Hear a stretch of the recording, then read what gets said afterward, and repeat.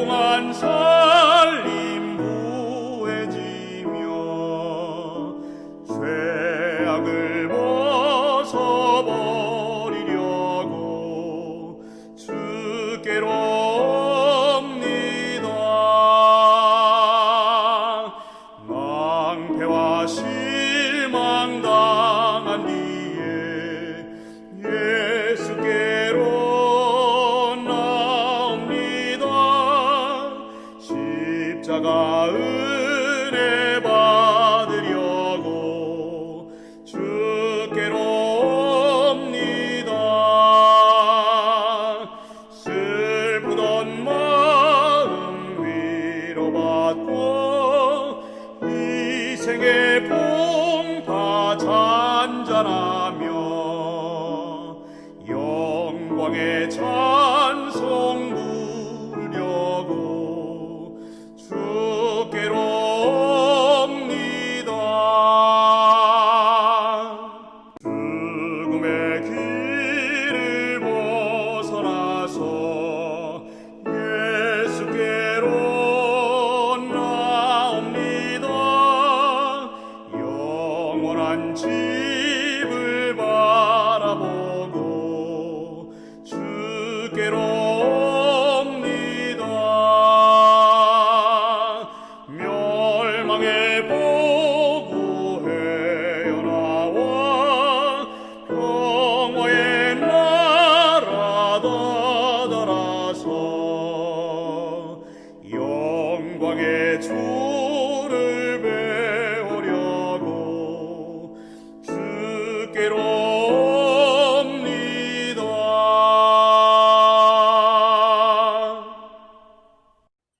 하늘에 계신 아버지 감사합니다. 멀리 떨어져 계신 이준원 박사님을 모시고 온라인 전도회로 건강의 기별을 주시고자 하나님의 기쁜 뜻이 있는 것을 우리가 깨달음으로 알 수 있게 하여 주시옵고, 우리는 항상 하늘나라에 가기까지 이 세상에서 승리하는 삶을 살 수 있도록 말씀 가운데 무장하여 항상 함께 주님의 품성을 나타낼 수 있도록 인도하여 주시옵소서. 특별히 동중원합회 보건전도부에서 주관하는 이 집회에 우리 동중원합회 모든 교회들이 함께 참여하여 하나님께서 주신 그 건강 기별을 우리가 습득하고 인지하여 세상에 하나님을 믿지 아니하는 사람들을 구하여 우리가 전도할 수 있는 좋은 기회가 될 수 있도록 하나님 함께하여 주시옵소서. 이 모든 말씀 살아계신 우리 주 예수 그리스도의 이름으로 감사하며 기도 올려옵나이다. 아멘.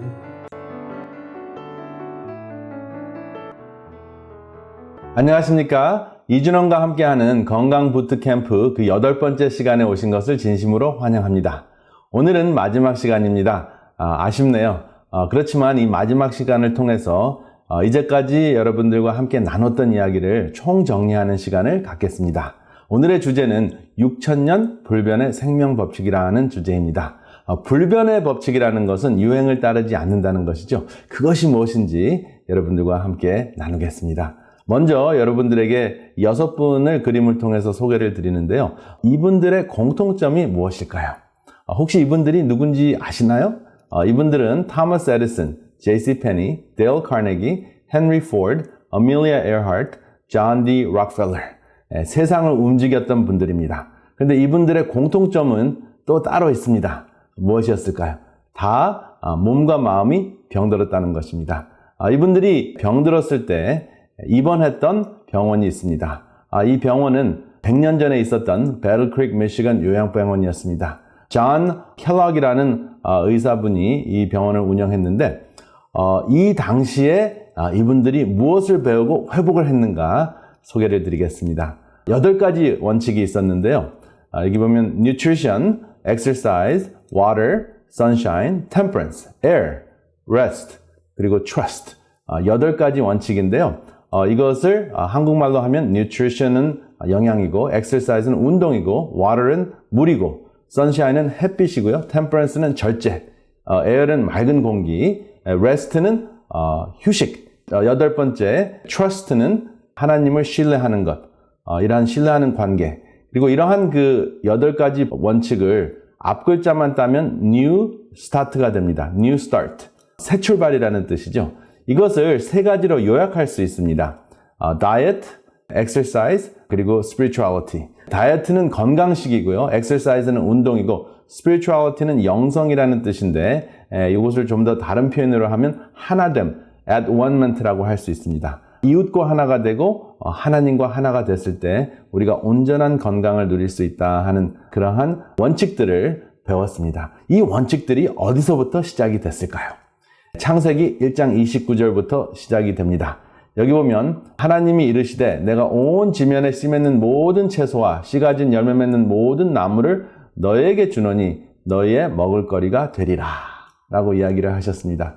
그래서 사람들은 채식을 하라고 말씀을 하십니다. 그러면 하늘에 있는 공중에 나는 새나 또 땅에 있는 짐승들, 사자, 호랑이 이러한 짐승들은 무엇을 먹을거리로 주셨는가요? 그 다음 절에 보면 답이 나옵니다. 여기 독수리가 있죠? 그리고 사자와 호랑이가 있는데 또 땅의 모든 짐승과 하늘의 모든 새와 생명이 있어 땅에 기는 모든 것에게는 내가 모든 풀을 먹을거리로 주노라 하시니 그대로 되니라. 그러니까 태초부터 권장됐던 음식이 바로 채식이었다 하는 것입니다. 그런데 죄가 들어오고 난 다음에 노아 홍수가 생겼습니다. 노아 홍수 이후에는 먹을 것이 없었습니다. 그래서 하나님께서 허락하신 음식이 있는데 바로 창세기 9장에 나오는데 무릇 산 동물은 너희에게 식물이 될지라 채소같이 내가 이것을 다 너희에게 주노라. 그러나 고기를 그 생명이 되는 피채 먹지 말 것이니라 라고 말씀을 하십니다. 이 대목이 굉장히 중요한데요. 여기 보면 생명을 위해서 할 수 없이 허락하신 것이 짐승인데요. 짐승의 고기인데 여기 피채 먹지 말라고 하신 이유는 피 속에 그 문제가 생길 수 있는 물질들이 있습니다. 제가 2번째 강의 때 몸속의 불, 마음의 불이라는 내용으로 설명을 드렸죠. 모든 만성질환이 사실은 불인데요. 이것은 면역체, 백혈구와 같은 면역체들이 이물질이 들어왔을 때, 병균이 들어왔을 때 싸우는 현장이 바로 피입니다. 그래서 이 피를 먹게 되면 결국은 동물성이나 짐승의 피와 고기를 먹게 되는데 그렇게 되면 우리 몸속에서는 그것이 이물질로 느껴져서 결국은 전쟁을 하게 되는데 그것을 제가 염증이라고 이야기를 드렸습니다. 염증은 불이 2개나 붙어 있는 것이 염증입니다. 그래서 만약에 여러분들이 피를 혈관 주사를 통해서 맞으시면 피가 안 맞으면 어떻게 됩니까? 바로 몇 초 안에 죽을 수 있습니다.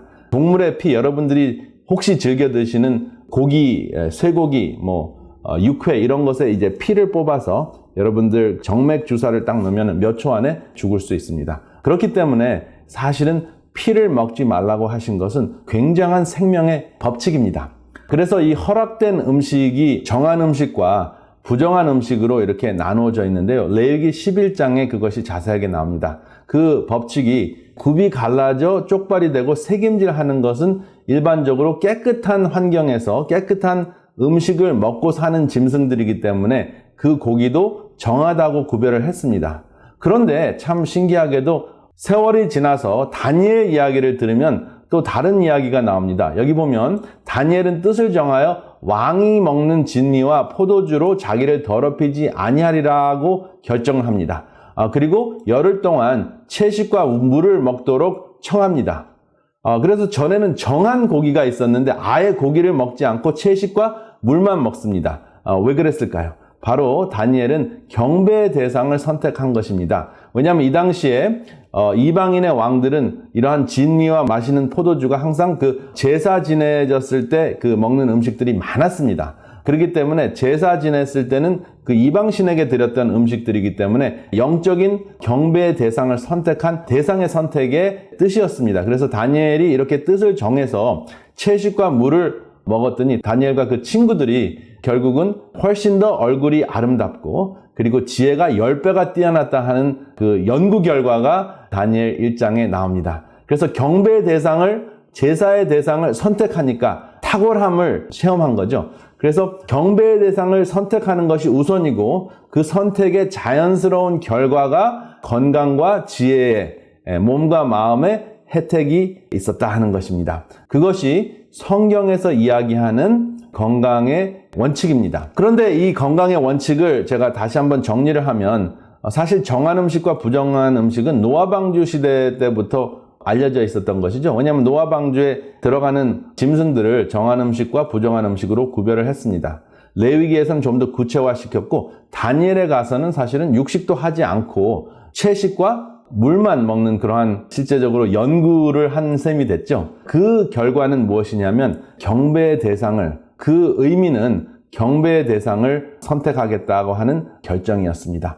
그래서 경배의 대상을 하나님으로 선택을 하고 채식과 물을 마셨을 때 긍정적인 몸도 건강하고 또 마음도 지혜도 뛰어난 것을 체험했던 것입니다. 여기 로마서를 보면 모든 것이 연결이 되는데요. 예수님께서 십자가에 달려 돌아가심으로 과거에 있었던 모든 예수님의 표상들이 이제 폐해진 거죠. 그래서 이제는 그 사도 바울께서 거룩한 산제사라는 표현을 씁니다.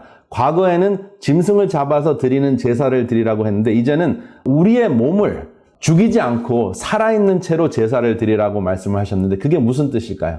그것은 바로 섬기라는 뜻입니다. 하나님을 섬기고 이웃을 섬기고 심지어는 로마서 12장 마지막 구절들을 보면은 원수까지 섬기라고 말씀을 하십니다. 원수가 줄이거든 먹이고 원수가 목마르거든 마시우라라고 원수까지 섬기라는 말씀을 합니다. 그렇다면 예수님의 십자가 이후에 우리가 산 제사만 드리면 되지 과거에 있었던 육식, 부정한 음식, 그리고 정한 음식을 굳이 구별해서 우리가 먹어야 될까요? 그러한 질문을 답하기 위해서 현대판 정한 육식이 있나요? 라는 질문을 해보겠습니다. 여기 보면 하나님께서 레위기에 정하다고 구분하신 쇠고기를 손질하는 장면이 보입니다. 모자를 쓰고 장갑을 끼고 그리고 마스크까지 하고 손질을 하는데 이렇게 하루 종일 손질하다 보면 이 쇠고기의 피나 쇠고기에 묻어있는 바이러스나 병균을 옮기지 않을 수가 없게 되는 거죠. 그렇다면 지금 바이러스를 옮기는 시대, 또 광우병이 있을 수 있는 시대에 하나님께서 이것을 봤을 때 부정하다고 구별을 했을까요? 정하다고 구별을 했을까요? 그 당시의 상황에서는 이러한 그 대량 생산이 없었기 때문에 그냥 천연계에서 생태계에서 사는 상황만 보고 이것들은 깨끗한 생활을 하니까 이왕 먹을 거면은 더럽게 생활하는 것보다는 깨끗하게 생활하는 것을 먹으라고 허락을 하신 것입니다. 안전한 거리두기도 불가능하고 대량 생산을 통해서 감염될 수 있는 상황입니다. 조류독감에 걸린 닭도 마찬가지입니다.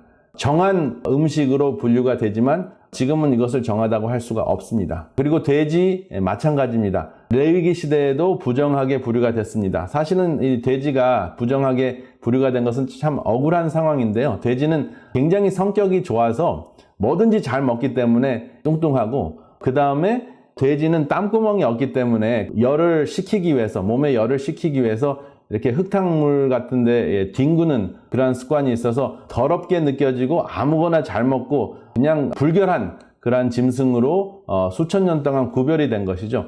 그러니까 그 현실을 놓고 봤을 때 부정하다라고 하나님께서 분류를 하셔서 모두를 보호한 거죠. 애꿎은 돼지를 먹지 못하게 하고 그리고 사람은 그 돼지를 먹음으로써 병에 걸리지 않도록 하나님께서 하신 것입니다. 근본적으로 돼지가 부정하고 하나님께서 만드신 건데 하나님께서 창조하신 건데 어떤 동물은 처음부터 부정하게 태어나고 어떤 것은 처음부터 정하게 태어나는 것은 하나님의 성품과 맞지 않습니다. 죄가 들어온 이후에 생태계에서 살아가는 모습이 달랐기 때문에 모두를 살리기 위해서 정하다, 부정하다 이렇게 구분이 된 거죠.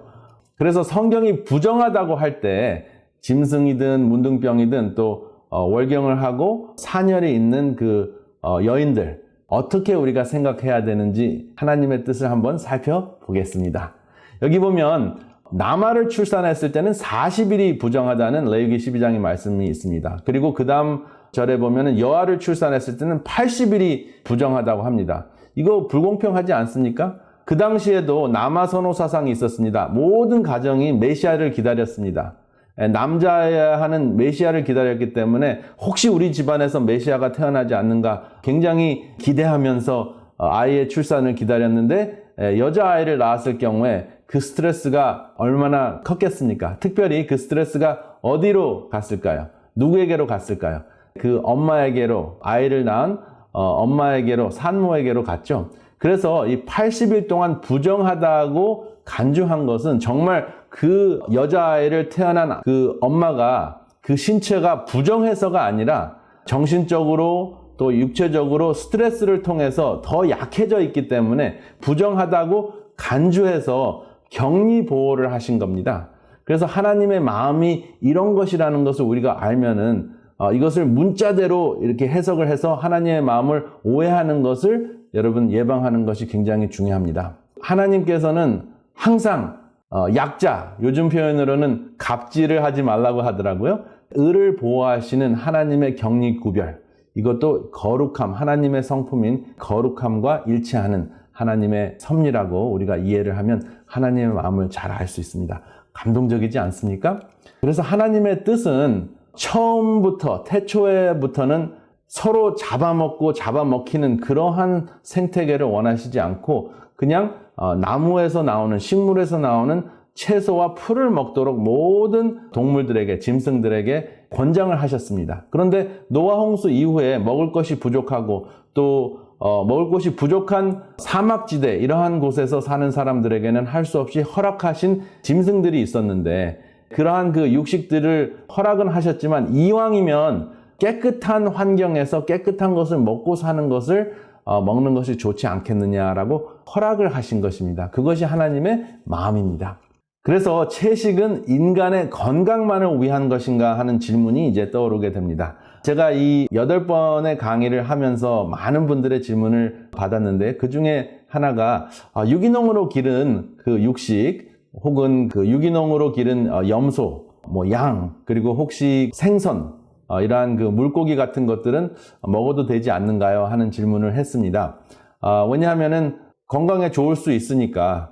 그래서 인간의 건강만을 생각하면은 그럴 수 있습니다. 근데 여러분들이 제가 지금 말씀드리는 내용들을 들으시면서 여러분들이 한번 선택을 해 보시기 바랍니다. 박쥐는 지금 병원균을 옮기는 아주 그냥 주범이라고 사람들이 박쥐를 미워하고 또 박쥐는 흡혈귀, 피를 빨아먹는 것으로 인식이 되어 있는데 사실은 99% 이상의 박쥐는 열대 지방에서 유일하게 날아다니면서 식물의 가루바지 역할을 하고 그 박쥐의 벼는 과일과 식물의 그 씨를 사방에다 심어서 그 숲을 되살리는 역할을 합니다. 그래서 코로나 바이러스는 박쥐의 그 정상적인 기생균이지 병균이 아닙니다. 근데 그 코로나 바이러스가 사람에게 다가왔을 때 사람이 박쥐를 잡아먹기 때문에 그 코로나 바이러스가 사람에게 옮겼잖아요. 그러니까 이물질로 모르는 그 생명체로 다가왔기 때문에 몸에서 면역 반응을 일으켜서 병이 생기는 것이지 박쥐를 탓할 것도 없고 코로나 바이러스를 탓할 것도 없습니다.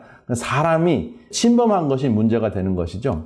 그래서 박쥐가 살아야지 인간이 산다 하는 굉장히 중요한 생명체 5개 중에 하나가 박쥐입니다. 그리고 여기 보면 요즘에는 정말 사람들이 악해져서 특이 야생동물을 먹기 체험하는 여행도 합니다.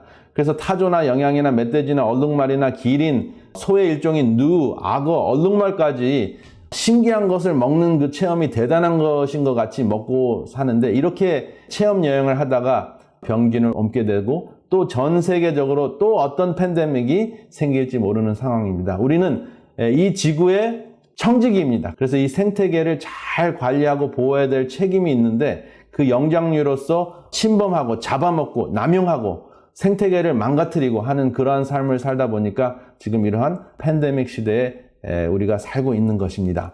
그렇다면 현대판 정한 음식은 있는가?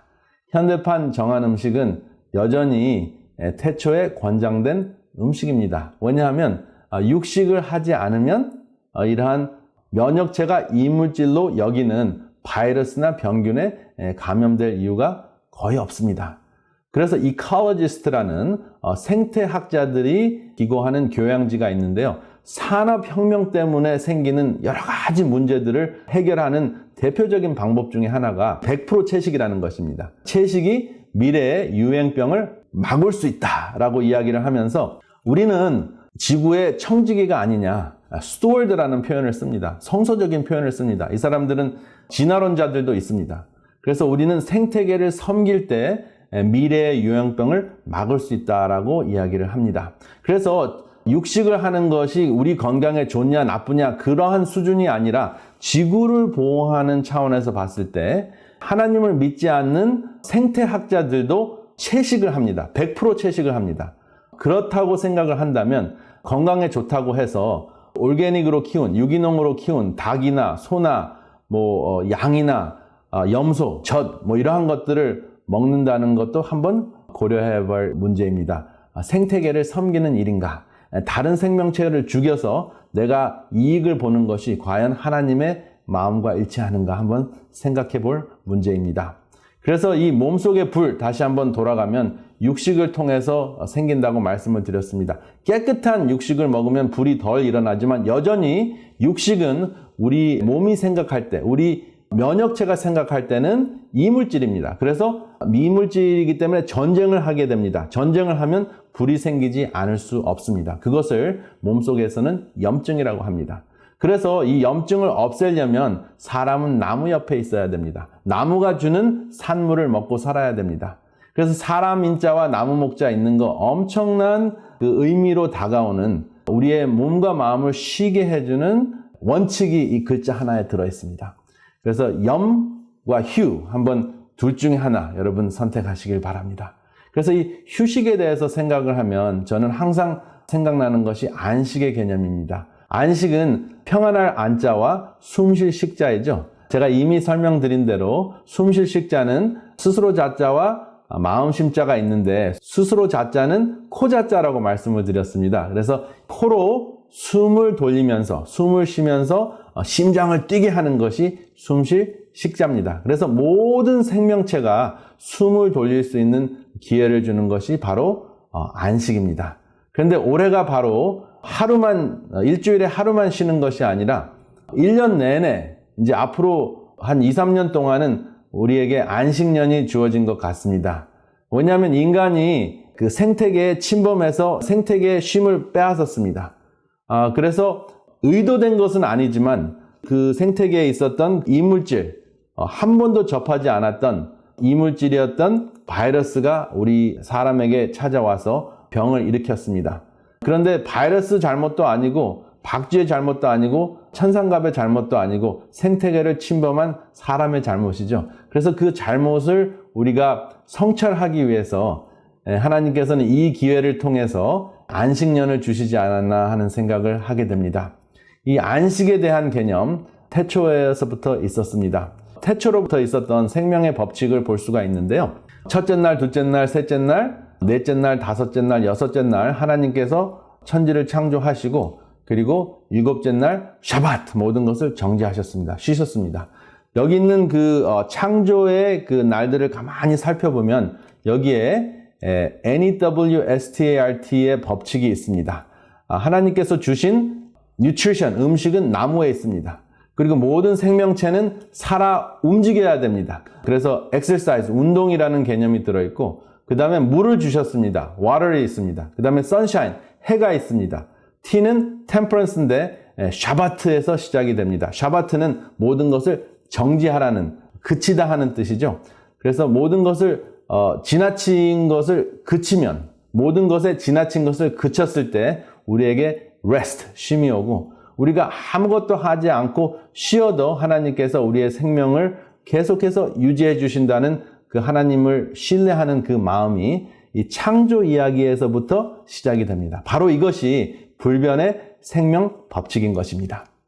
여기 하나님께서 천지 창조를 하셨을 때 그리고 안식을 또 창조하셨을 때 그 안식을 시간이라는 결혼 반지로 주셨습니다.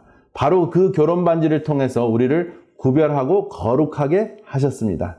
근데 이 구별하고 거룩하심이 사실 창세기 1장 2절을 보면 더 확실해집니다. 어디서부터 우리가 구별되고 거룩해졌냐 하면 혼돈과 공허함에서부터 어두움 속에서부터 구별이 됐습니다. 그래서 하나님의 창조는 혼돈과 흑암으로부터의 구별된 질서와 거룩함의 하나님의 마음을 이해할 수 있게 해주는 그러한 창조 역사를 우리가 알 수가 있습니다. 그래서 제가 오늘 드리는 이 말씀을 통해서 여태까지 드렸던 8가지 강의를 요약하면은 우리의 몸을 거룩한 산 제사로 드리는 것, 바로 이것이 영적 예배라는 것이 하나님의 온전하신 뜻입니다. 왜냐하면 성경에 보면 다양한 건강 메시지들이 있는데 그 건강 기별들을 인간만을 위해서 주신 그 메시지라고 생각하는 경향들이 있습니다. 그리고 우리의 육체적인 건강만을 위해서 주셨다는 그러한 개념으로 발췌해서 활용을 하는 선생님들도 참 많습니다. 그렇지만은 우선순위는 경배의 대상을 선택하고 그 경배의 대상을 선택함과 어울리는 구별된 삶을 살았을 때 자연스럽게 우리의 몸과 마음이 건강해진다 하는 것이 성서적인 건강 기별입니다. 아무쪼록 이러한 내용들을 복습하시면서 다음과 같은 질문들을 한번 답해 보시기 바랍니다. 첫 번째, 권장된 음식과 허락된 음식을 통해서 하나님의 마음을 숙론해 보세요. 두 번째, 태초에는 독수리와 사자도 무엇을 먹도록 하셨나요? 그리고 그 의미는 무엇이었나요? 세 번째, 부정한 짐승과 정한 짐승을 구별한 그 원래 창세기 3장에서부터 9장까지의 그 목적은 무엇이었나요?